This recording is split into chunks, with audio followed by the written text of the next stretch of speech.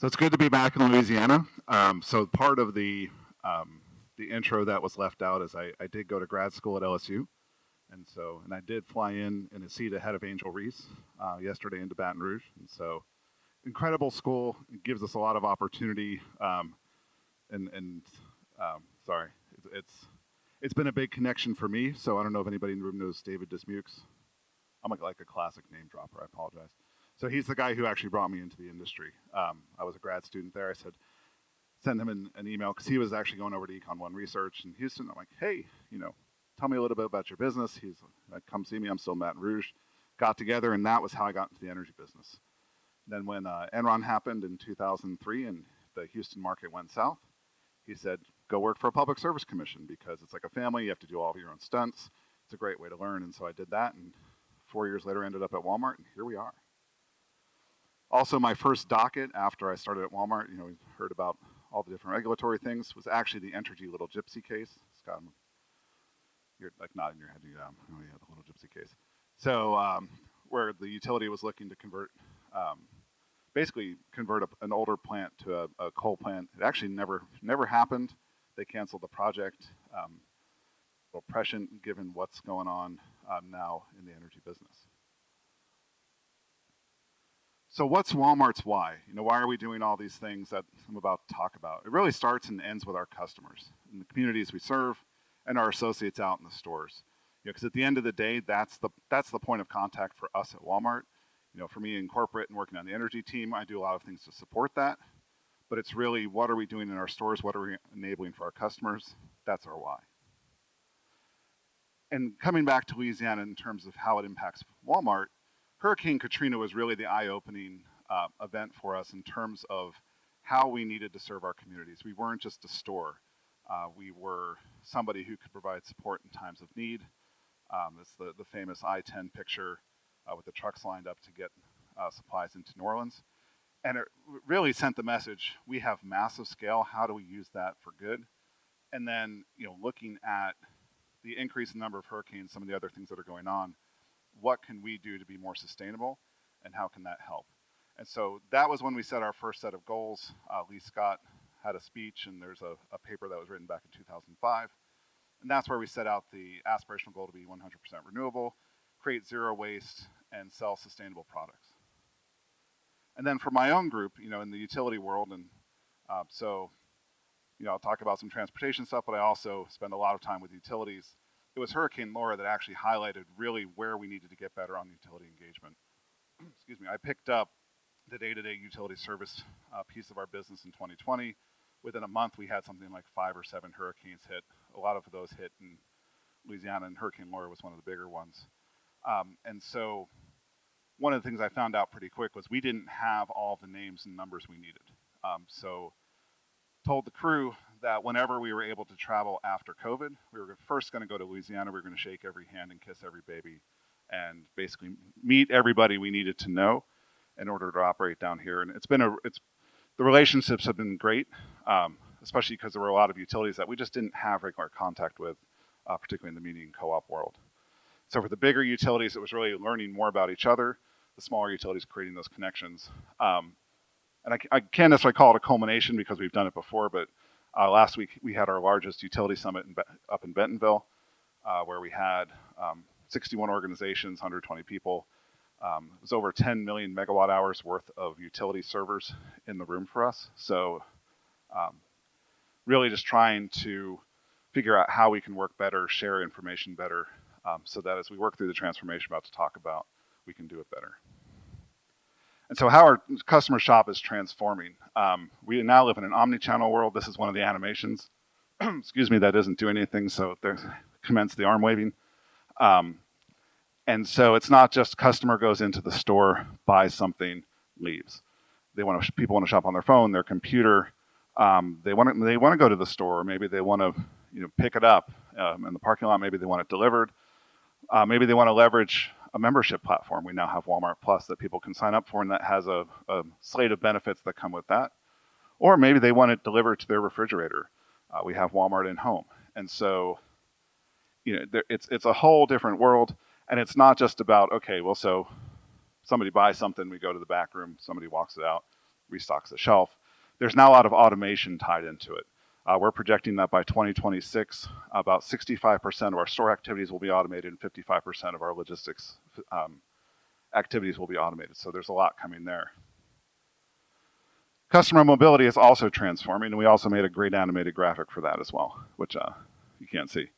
But we announced 2 weeks ago at this point that we're going to deploy public EV charging. So basically, Walmart's getting into the EV charging business, and that's going to be at what we've said was thousands of sites by 2030, and we are planning for thousands. We do have, between Walmart and Sam's, we're about 5,300 stores across the U.S., so we do have a lot of sites to play with, and we'll talk a little bit about that more in a second.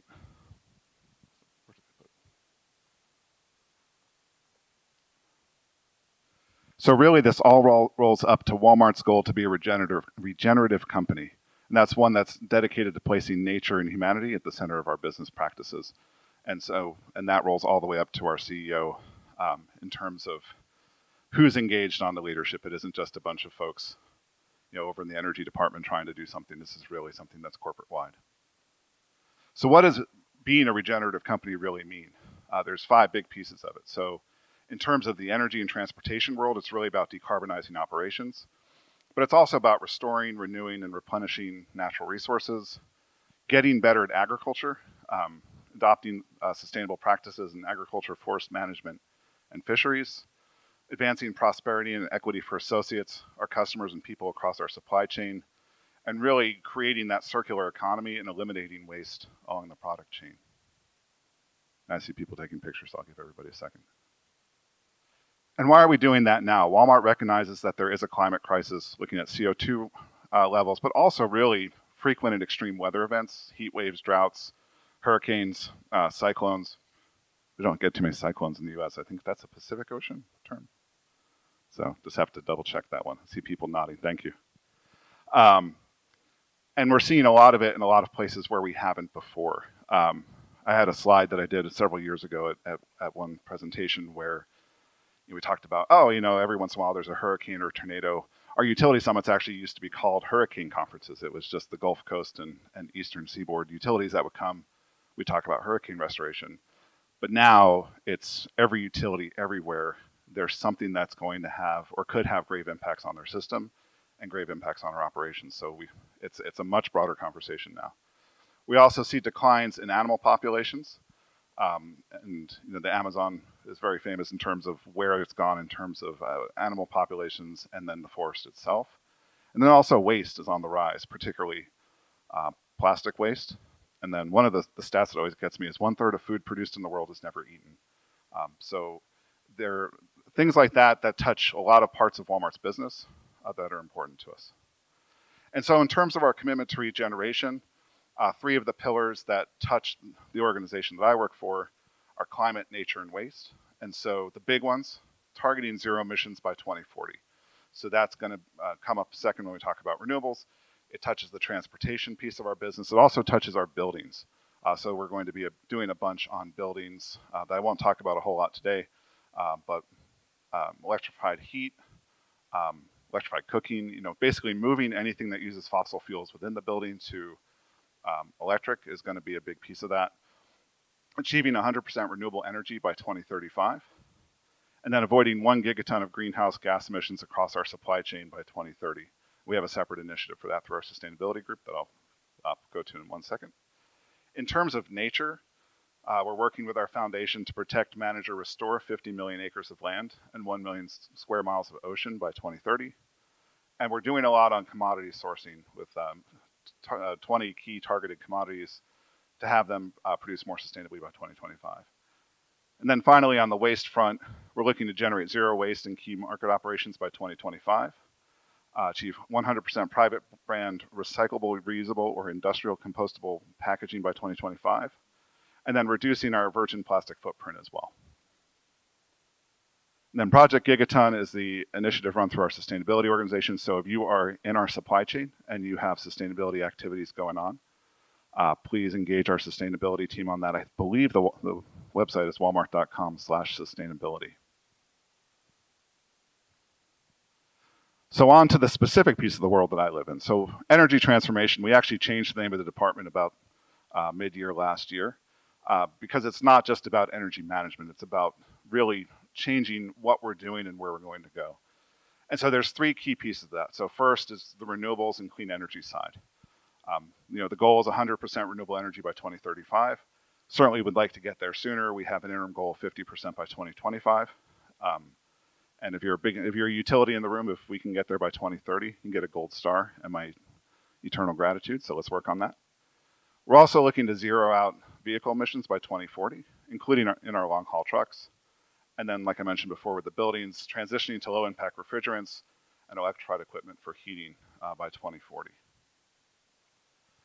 So switching to renewables, because this is the Clean Fuels Summit, and electricity is one of our fuels.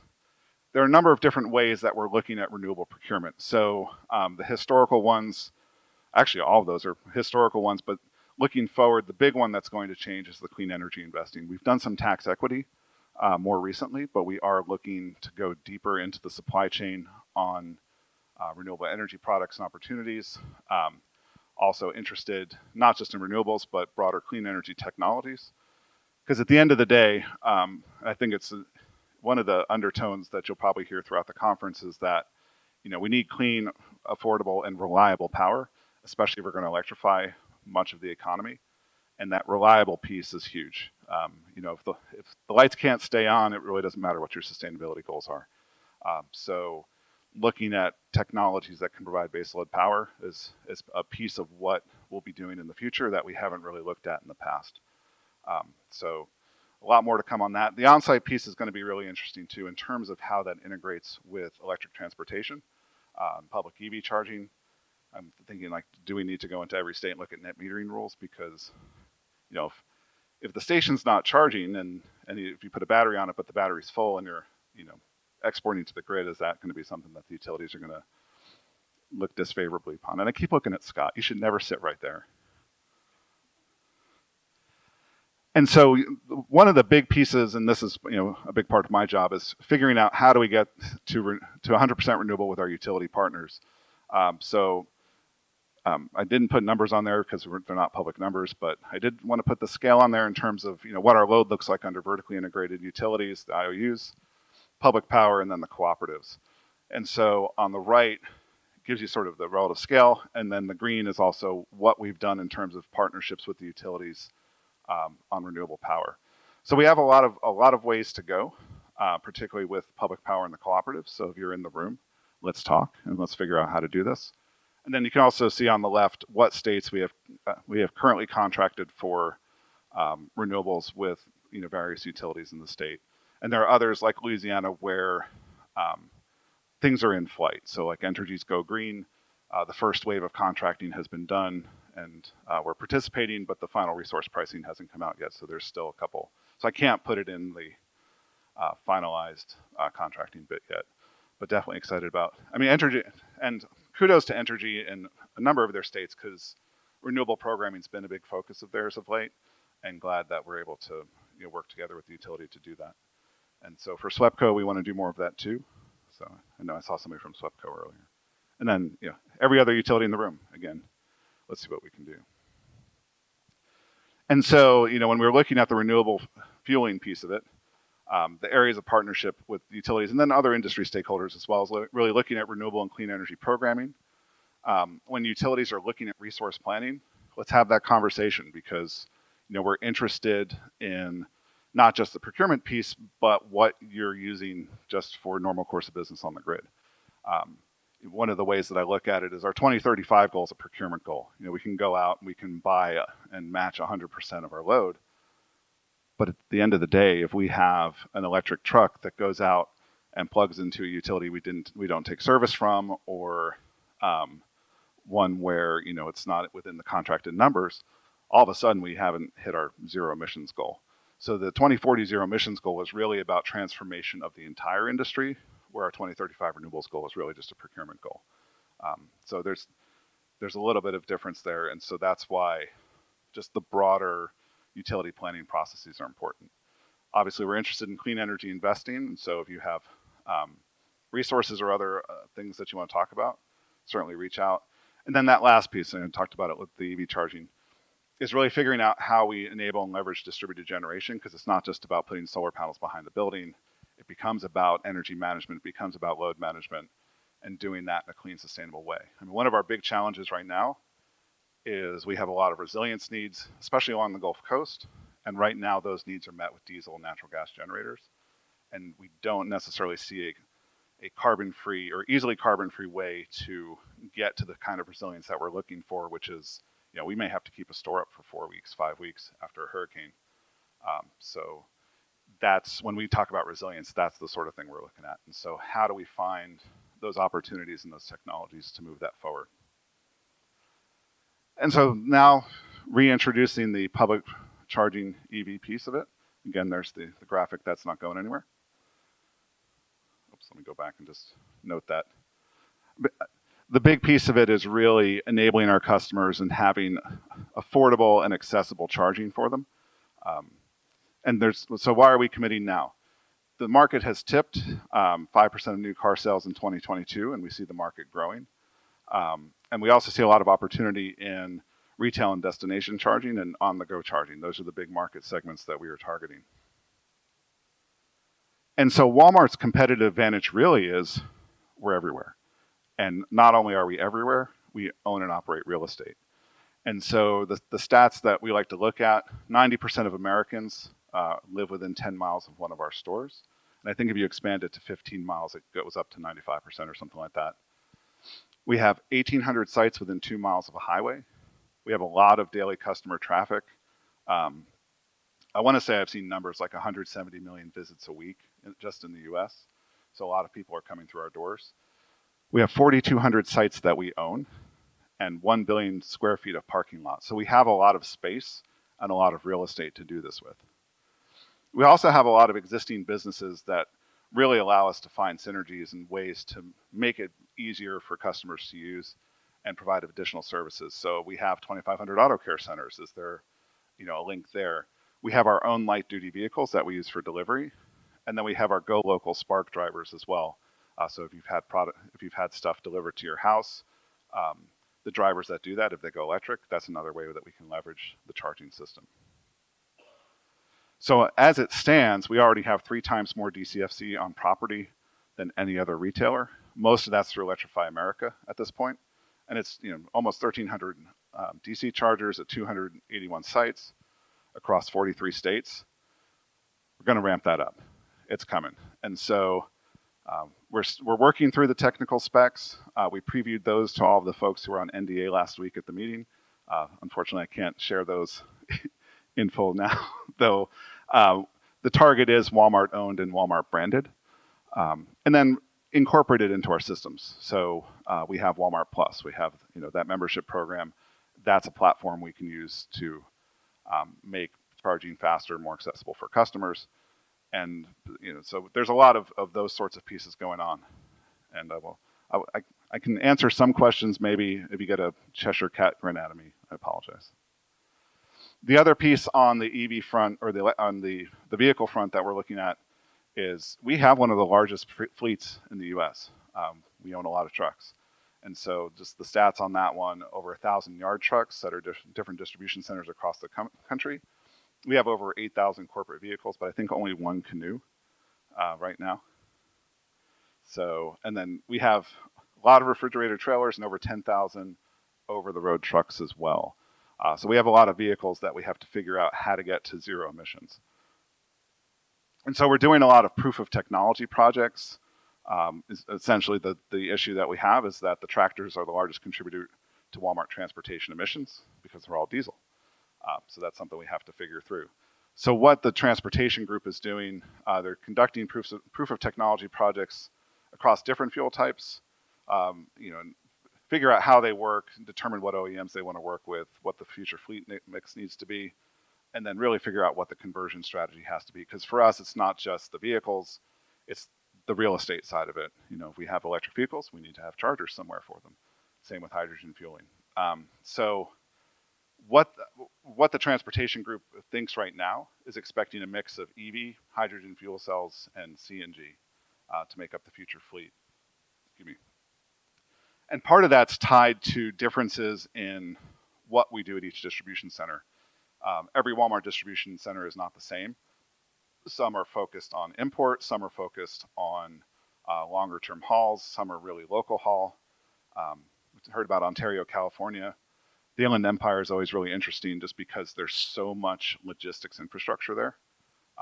And so that's an area where we can have a distribution center that will actually domicile, a good number of tractors, and they'll go out on day runs. They're not doing overnight runs. So something like electric may work better there. But then we also have distribution centers like Cheyenne, Wyoming, where when you look at the travel map, you'll see that trucks are going up into the uppermost reaches of Montana and places like that. That's not going to be the same technology as what we see in Ontario. So there's a lot of different use cases across the fleet, and I think we've recognized early on that one size doesn't fit all. It's just figuring out what size fits what. And so right now the big initiatives that they have, they're testing EV, hydrogen, and CNG out in California, and I can tell you more when they can tell me more. I think that's where the tests are right now.